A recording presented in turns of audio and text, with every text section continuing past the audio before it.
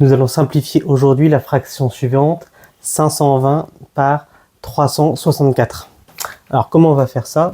Déjà, on va remarquer que si on avait la fraction 520 divisé par 364 et qu'on pouvait l'écrire sous la forme k fois a divisé par k fois b, eh bien on pourrait simplifier par k et du coup on aurait quelque chose qui ressemblerait du coup à a divisé par b. Alors ici on va travailler que avec des nombres entiers. Alors ce qui pourrait poser problème éventuellement c'est si k était égal à 0, mais en fait k ne peut pas être égal à 0 parce que dans le pire des cas, si on trouve aucun diviseur commun entre 520 et 364, on aurait une fois 520 divisé par une fois 364. C'est-à-dire que le chiffre 1 divise tous les nombres entiers. Donc k ne pourra jamais être égal à 0. Dans le pire des cas, k serait égal à 1. Du coup, l'objectif, ça va être de déterminer ce chiffre ou ce nombre k. Ce qu'on pourrait remarquer également, c'est que si on avait une fraction qu'on pourrait noter, par exemple 2 fois 3 fois a, divisé par 2 fois 3 fois b, on pourrait se dire, on peut simplifier par 2. Mais ça suffit pas, en fait, pour trouver une simplification maximale et pour rendre cette fraction irréductible, on doit aussi diviser par l'ensemble de tous les diviseurs communs. Et donc pour ça, ce qu'on va choisir finalement, le nombre k ici, ça va être le plus grand diviseur commun du coup de 520 et de 364. Et c'est ça qu'on appelle le PGCD. Donc pour résumer, on a la fraction 520 divisée par 364 que l'on va écrire k fois a divisé par k fois b, avec k le PGCD de 520 et 364. Et donc le but, ça va être après, quand on aura trouvé k, on simplifiera par k en haut et en bas. Et du coup, la simplification de cette fraction, ça va juste nous donner a sur b. Donc ok, comment on va trouver ce nombre k? Comment on va trouver le PGCD de ces deux nombres, de 520 et 364? C'est l'objectif de cette vidéo. Et pour ça, on va utiliser deux méthodes. La première méthode, ça va être de trouver quels sont tous les facteurs premiers de ces deux nombres. Alors, déjà, un nombre premier, qu'est-ce que c'est? C'est un nombre qui est divisible, qui a uniquement deux diviseurs distincts. Donc ces deux diviseurs, c'est 1 et lui-même. Donc on va pouvoir faire une liste des nombres premiers. Donc par exemple, 1 c'est pas un nombre premier parce qu'il n'a qu'un seul diviseur, c'est lui-même. 2, c'est un nombre premier puisqu'il n'a que deux diviseurs, 1 et 2. 3, donc hop, ça c'est bon. 3, c'est bon aussi puisqu'il n'a que 1 et 3 en diviseur. Alors ce qu'on remarque, c'est que étant donné que 2 est un nombre premier, tous les autres nombres pairs ne seront jamais premiers. Par exemple, si on prend 8, 8 on peut l'écrire justement 2 fois 4, donc ce sera jamais premier. Donc il n'y aura aucun nombre pair excepté 2. Donc on passe directement à 5. 5, effectivement, c'est un nombre premier. 7, c'est un nombre premier aussi. 9, ça ne l'est pas, parce que 9 c'est aussi égal à 3 fois 3. 11, c'est bon, c'est premier. 13, ça l'est aussi. 15, non, parce qu'on peut écrire 15 comme étant 3 fois 5. 17, c'est bon. 19, c'est bon. Etc. Et en fait, on pourrait continuer la liste. Et en fait, il y a une infinité de nombres premiers. Alors, on va pas tous les écrire, c'est clair, mais on va déjà écrire ces premiers nombres premiers. Donc, hop. Et le but, ça va être du coup d'exprimer 520 comme étant une décomposition de nombres premiers. Et on va faire la même chose pour 364 et on verra comment on va pouvoir simplifier ça. Donc la méthode pour trouver la décomposition en nombres premiers, ça va être la suivante. On prend 520. Et ce qu'on va faire, c'est une barre verticale comme ça, un peu comme une division. Et on va prendre les nombres premiers dans l'ordre. Donc on va faire 520 divisé par 2. Ça va nous donner quoi? Alors ça va nous donner 260. 260, c'est encore un multiple de 2, donc on peut le diviser par 2. Ici, ça va nous faire 130. 130 est encore un nombre pair, donc on peut le diviser par 2 une nouvelle fois. Ça va nous faire 65. 65, alors là c'est plus divisible par 2, donc est-ce que ce serait divisible par 3? Là on peut utiliser le critère de divisibilité des nombres. Donc pour ça il faudrait que la somme, donc 6 plus 5, ça fait 11. 11 n'est pas divisible par 3, donc 65 n'est pas divisible par 3. Donc on va tenter le prochain, qui est 5. Effectivement là c'est un multiple de 5 parce que ça se termine par 5.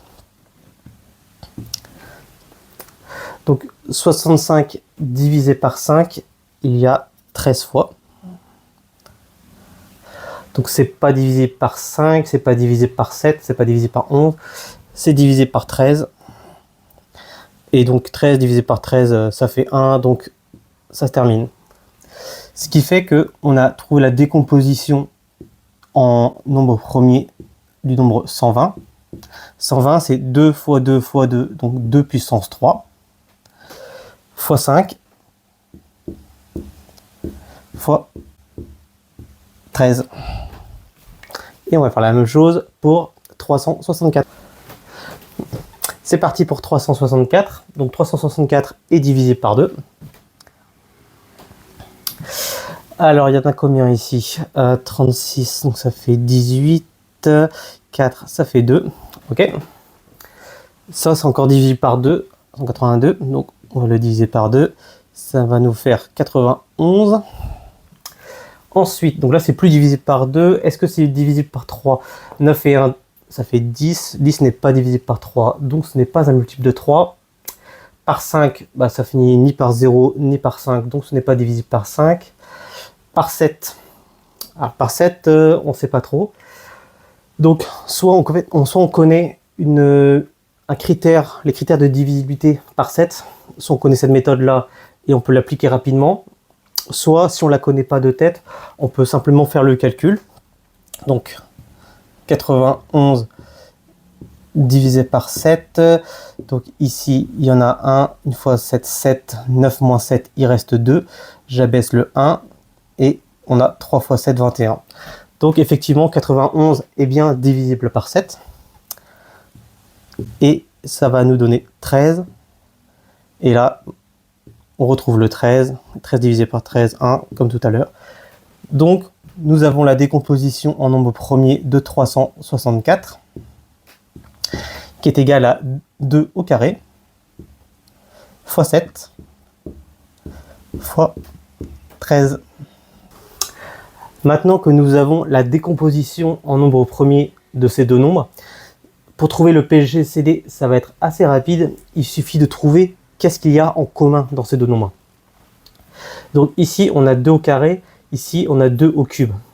Donc ce qu'on va garder, c'est PGCD de 520, 364. On va garder le plus petit des deux. 2, donc ça va faire 2 au carré. Ok. Parce que si on avait pris 2 au cube, donc c'est 2 fois 2 fois 2, il y a 3 fois la répétition de 2, mais ici il n'y a que 2 fois la répétition de 2, donc en fait le troisième 2 il est présent ici mais pas là, donc ça ne peut pas être un diviseur commun aux deux nombres. Donc on garde vraiment que ce qu'il y a en commun. Ici on a du 5, ici on n'en a pas, donc on va rien faire. Le 7 on en a ici mais on n'en a pas là, donc on va rien faire. Et ici, on a le 13 en commun, donc on le garde. Et bah, du coup, le PGCD de ces deux nombres, c'est 2 au carré fois 13, donc ça fait 4 fois 13.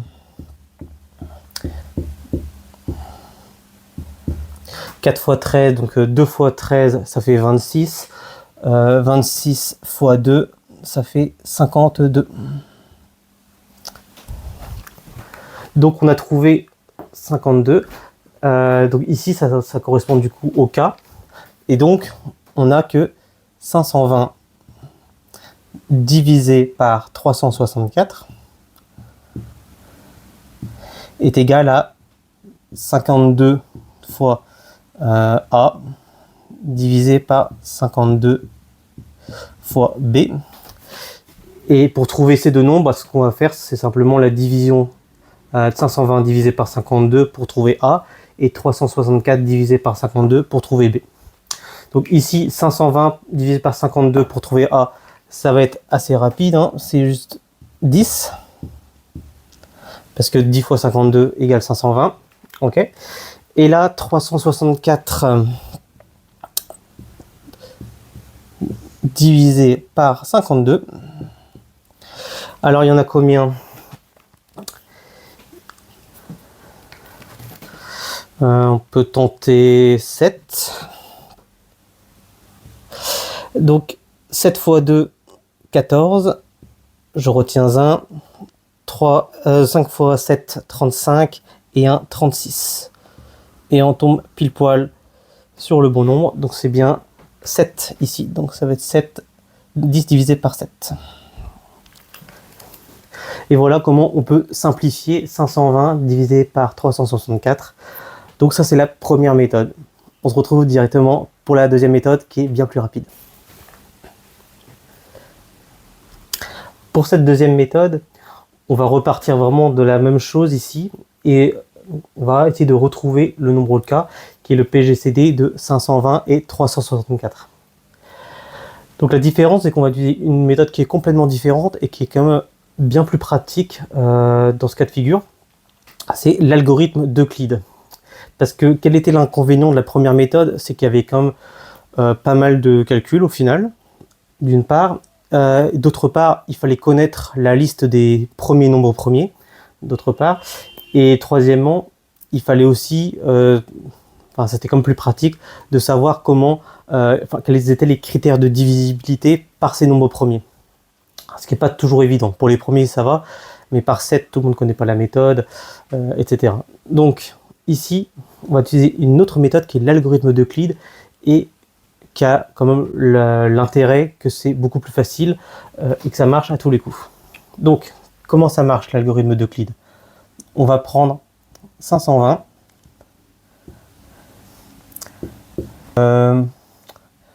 L fois 364 plus M.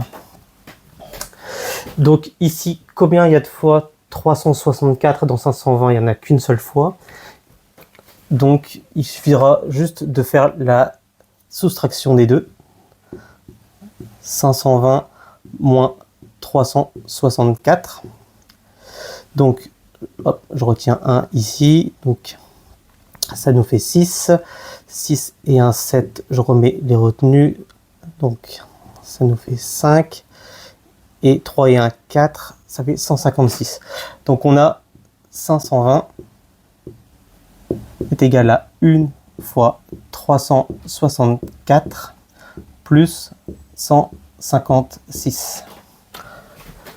Ensuite, on va refaire la même méthode en partant ici de 364. En disant combien il y a de fois, donc ça va faire combien il y a de fois 156, donc L fois 156, plus encore un reste. Ici, 156, on peut dire qu'il y a deux fois, donc 364 divisé par 156, on peut dire qu'il y a deux fois. 2 fois 6, 12. Je retiens 1. 2 fois 5, 10. Et 1, 11. Je retiens 1. 2 fois 1, 2. Et 1, 3. Ok, je fais la différence. 4 moins 2, ça fait 2. 6 moins 1, ça fait 5. 3 moins 3, 0. Ok, donc ça fait que 364, c'est égal à 2 fois 156 plus 52. Je répète une nouvelle fois l'exercice en reprenant ici 156 est égal à, donc on va refaire la division de 156 par 52. Alors ici c'est de l'ordre de 150, ici de l'ordre de 50, donc on peut tenter 3. 3 fois 2, 6. 3 fois 5, 15. Et là on a un reste des zéros, donc 3 fois 52 plus 0. Ici quand on arrive à 0, ça veut dire que l'algorithme est terminé. Et donc le PGCD c'est le dernier en lice ici, et donc c'est 52.